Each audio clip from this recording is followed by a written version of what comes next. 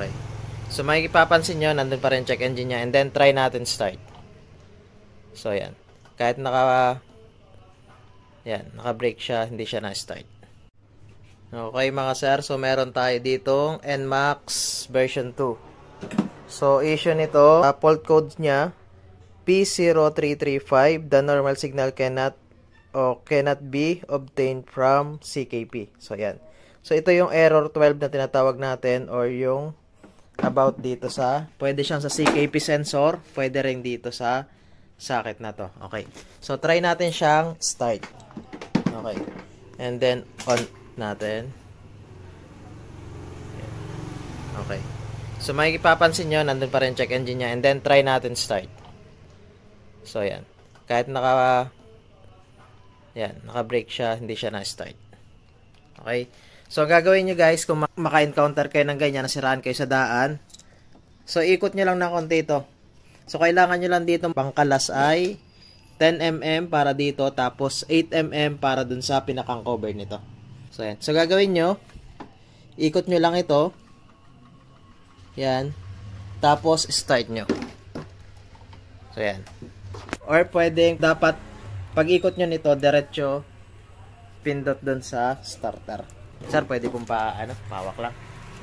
Para lang di sa mga masisiraan sa daan. So, yan. So, pinaghawak muna natin si sir. So, iikot nyo lang itong cover na magneto, itong pinakang fan niya. Tapos, pindutin yung starter button. So, pagkaikot nyo nito, diretso pindot nung starter switch.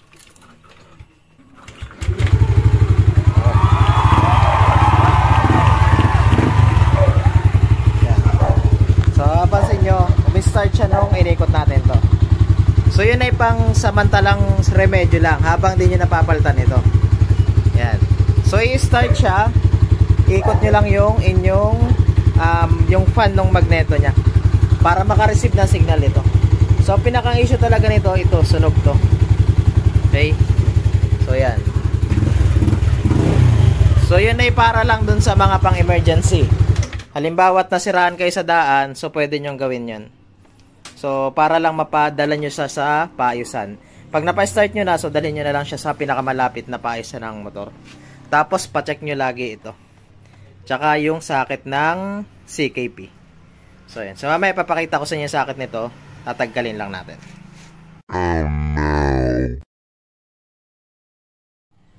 Okay, mga sir. So, naikabit na natin yung AdPro. So, try natin ngayon siyang start. Ayan. So, may check engine pa rin yan kasi hindi pa natin nabubura. So, testing muna natin siyang start. Yun.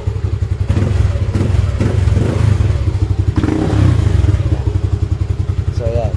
So, napansin nyo, nag-i-start na siya kahit hindi natin iikot yun sa kanya sa magneto. Yung fan niya. So, try natin ulit. On lang natin and then start.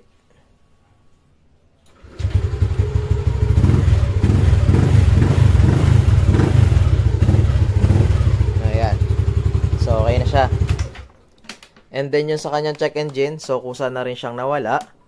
Yan. So, ibig sabihin, okay na yung kanyang sensor.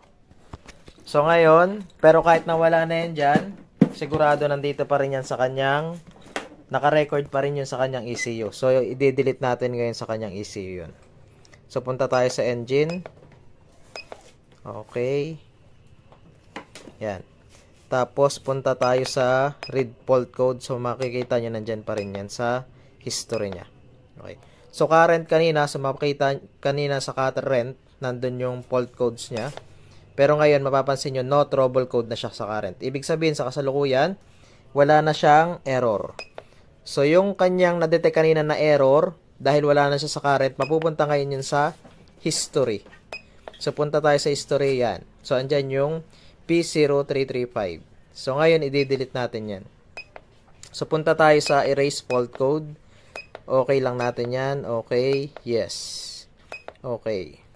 And then, balik tayo sa read fault codes. Current, wala. Tapos, history, dapat wala na rin siya.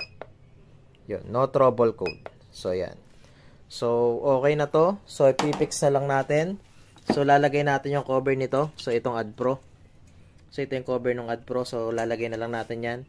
And then, bubuuhin natin yung kaha niya mamaya. Okay? Pati itong sa radiator. Okay.